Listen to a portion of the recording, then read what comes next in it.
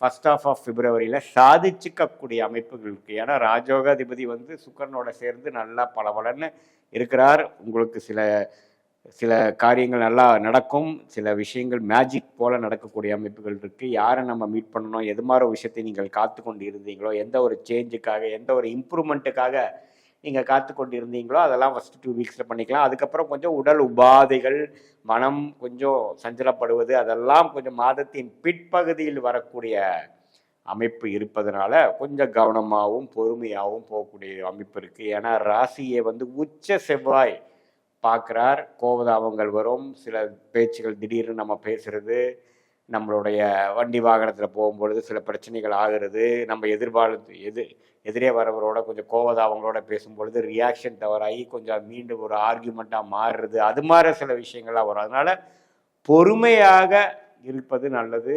வீரத்தை காட்டிலும் விவேகமாக செயல்பட்டீரானால் கடகராசிக்கு ஓரளவுக்கு நல்ல மாதமாக பிப்ரவரி 2026 கண்டிப்பாக இருக்கிறது.